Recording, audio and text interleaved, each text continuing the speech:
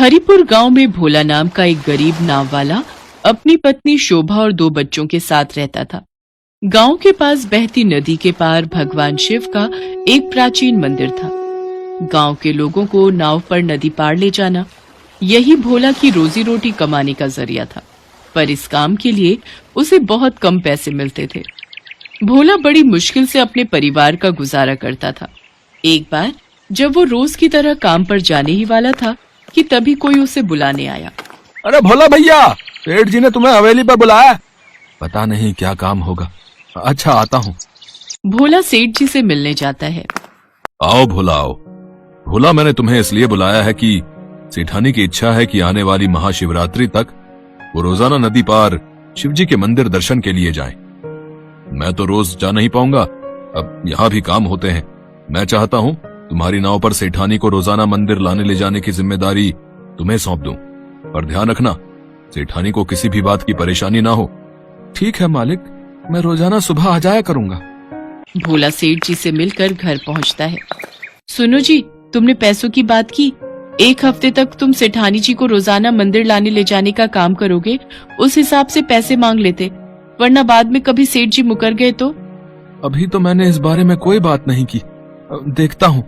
वैसे सेठ जी का स्वभाव अच्छा ही है, अपने आप ही मुझे पता है वो मुझे पैसे दे देंगे।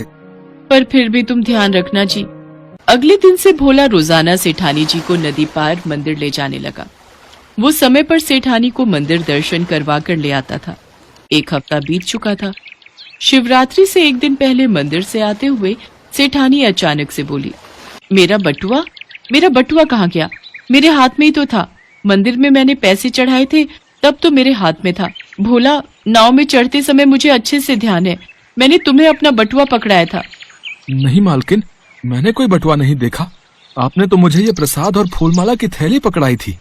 अब तो इस बात का फैसला हवेली में जाकर ही होगा। तुम जैसे चोर के साथ मुझे सेठ जी ने भेज दिया।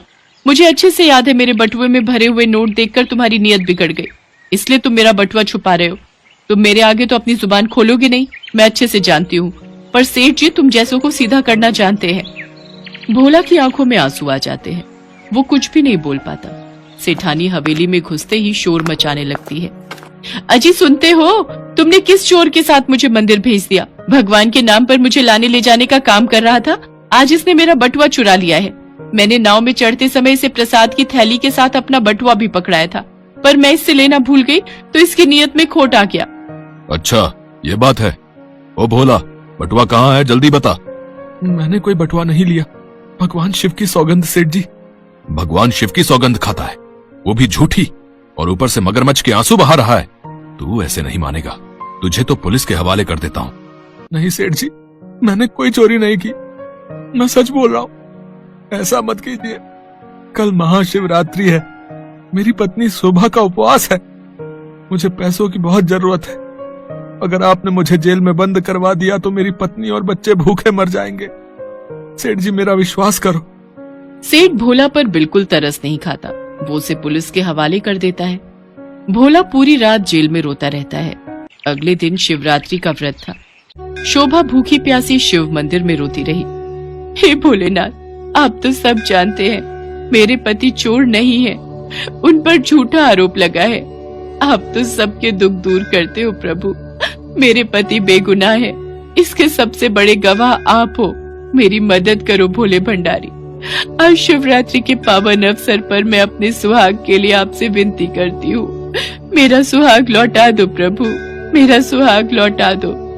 शोभा शिवलिंग के आगे बैठी साधना कर रही थी, तभी सेठ सेठानी मंदिर में दर्शन के लिए आ जाते हैं। पंडित जी, चोर की पत्नी यहाँ क्या कर रही है? इसे मंदिर से निकाल कर बाहर फेंको। सेठ जी सही कह रहे हैं, पता नहीं, कोई भरोसा नहीं है। क्या पता मंदिर में दर्शन के बहाने मंदिर के चढ़ावे के पैसे ही चुराने आई होगी। तभी वहाँ एक बूढ़ा व्यक्ति आता है। पंडित जी, कल नदी किनारे कोई औरत प्रसाद की दुकान से प्रसाद खरीद रही थी। नाव में बैठते समय उस औरत का नदी किनारे ये बटुआ गिर गया था। मैंने उस औरत को बहुत आवाज लगाई, पर तब तक वो नाव दूर जा चुकी थी। उसके बाद भीड़ भाड़ में वो औरत मुझे कहीं नजर नहीं आई। ये बटुआ तो मेरा है। हाँ, ये तो मेरा बटुआ है। हाँ, शायद तुम ही थी। ये लो तुम्हारा बटुआ, तुम्हारी अमानत। हे भोलेनाथ, हमसे कितनी बड़ी भूल हो गई। हमने एक निर्दोष को चोर समझकर जेल में बंद कर दिया। हमें माफ कर दो भोले भंडारी। शोभा, हमें माफ कर दो। मैं अभी पुलिस स्टेशन जाकर भोला को छुड़वा लाऊंगा। आप सही कह रहे हो। दौलत के घमंड में हमसे बहुत बड़ा पाप हो गया। भला हो उस बूढ़े व्यक्ति का जिसने मुझे मेरा बटुआ लौटा दिया। पर वो बूढ़ा व्यक्ति गया कहाँ? वो बहुत ईमानदार व्यक्ति था। हमें उसे धन्यवाद स्वरूप कुछ भेंट देनी चाहिए। हाँ, वो तो अचानक गायब ही हो गया। सेठानी, शोभा के साथ जाकर भोला को पुलिस स्टेशन से छुड़वा लेता हूँ। तब तक तुम घर जाओ। सेठ शोभा के साथ पुलिस स्टेशन जाता है और अपनी रिपोर्ट वापस ले लेता है। पुलिस भोला को छोड़ देती है। भोला शोभा के साथ शिव मंदिर जाता है। ए भोले भंडारी, आज आपके कारण मेरे ऊपर से चोरी का इल्जाम हट गया। आप धन्य हो प्रभु। सुनो जी, वो बूढ़े बाबा कौन थे जो सेठानी जी का बटुआ लौटाने आए थे? मुझे तो लगता है भगवान शंकर साक्षात उन बूढ़े बाबा के रूप में धरती पर हमारी मदद के लिए ही आए थे। हे शिव शंकर, आपकी जय हो। भोला और शोभा अपने बच्चों के साथ मिलकर भगवान शिव की पूजा करते हैं। कैलाश पर विराजमान भोलेनाथ और माँ पार्वती मंद मंद मुस्कुरा रहे थे, क्योंकि बूढ़े बाबा बनकर ये लीला तो भोले भंडारी ने ही रची थी। अगले दिन सेठ जी भोला को उसके काम के सारे पैसे दे देते हैं। भोला खुशी खुशी पैसे लेकर घर लौट आता है। भगवान शिव शंकर की कृपा से उस दिन के बाद भोला को कभी भी पैसों की कोई तंगी नहीं होती।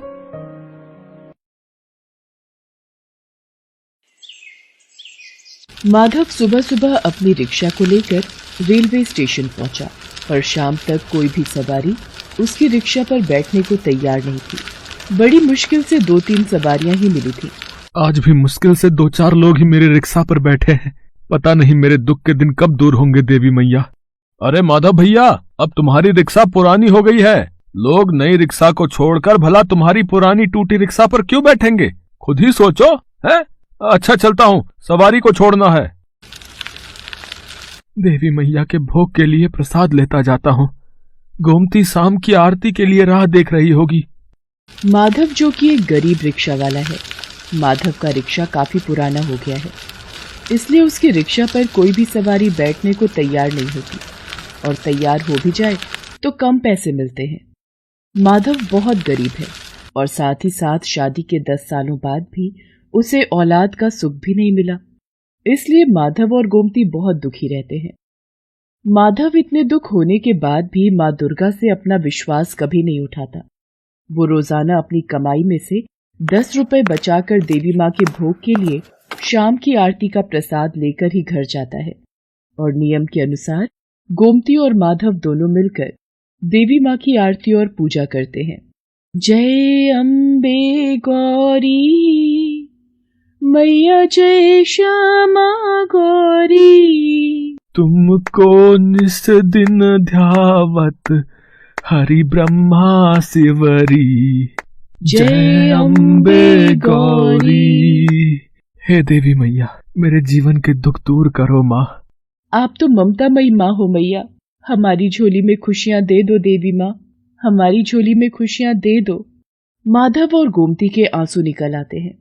ये देख नारद मुनि माँ दुर्गा से कहते हैं, नारायण नारायण। हे माँ, हे जगत जननी, आपका भक्त माधव और उसकी पत्नी आपकी भक्ति करके भी इतने दुखी क्यों है माँ? आपका ये भक्त जो भी कमाता है उसमें से रोजाना आपके नाम के प्रसाद के लिए नियम से 10 रुपए अलग निकालता है।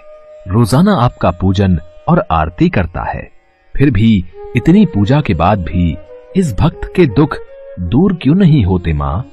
देवर्षि नारद, कई बार मनुष्य के पिछले कर्म उसके दुखों का कारण बनते हैं, पर माधव ने मुझे सच्चे हृदय से पुकारा है और मैं अपने भक्तों की पुकार अवश्य सुनती हूँ।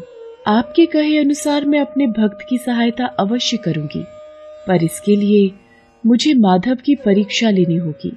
नारायण नारायण। आपकी महिमा अपार है जगदम्बे मैया। माधव रोजाना की भांति रेलवे स्टेशन पर सवारी की प्रतीक्षा कर रहा था। तभी, ओ भैया, जरा मुझे मेरे पते पर छोड़ दोगे?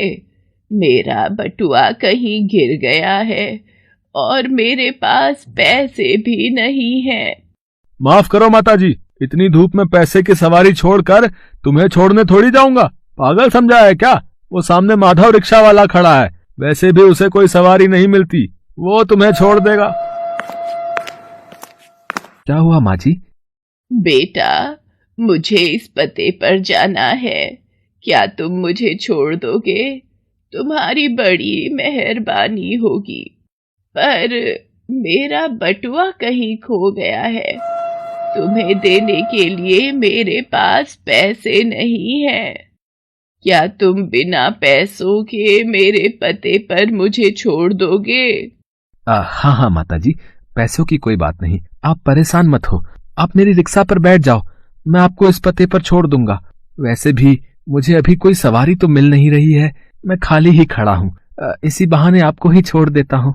जीते रहो बेटा, देवी मैया का आशीर्वाद तुम पर सदैव बना रहे।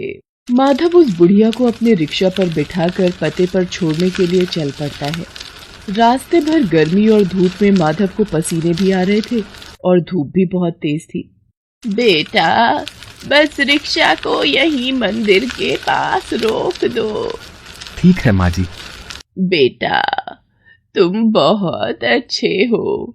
इतनी गर्मी और धूप में तुमने मुझे यहाँ तक छोड़ने के लिए हामी भर दी, और वो भी बिना पैसों के। और देखते ही देखते वो बुढ़िया देवी माँ के रूप में आ जाती है। माधव, तुम मेरे सच्चे भक्त हो, तुम मेरी परीक्षा में सफल हुए हो। देवी माँ, आप जय हो मैया, जय हो, जय माता दी। माधव, मैं तुम्हारी परीक्षा लेने आई थी। जो व्यक्ति जरूरतमंदों और दुखियों की निस्वार्थ सेवा और मदद करता है, उसके सारे दुख दूर करना मेरा कर्तव्य बन जाता है। आज से तुम्हारे जीवन के सारे दुख दूर हो जाएंगे। ऐसे ही सबकी सहायता और अच्छे कर्म करते रहना। मैं तुम्हें संतान, धन, वैभव और सुख शांति का आशीर्वाद देती हूँ। मेरा आशीर्वाद सदैव तुम्हारे ऊपर बना रहेगा। और उस दिन देवी मैया के आशीर्वाद से माधव और गोमती की झोली खुशियों से भर जाती है।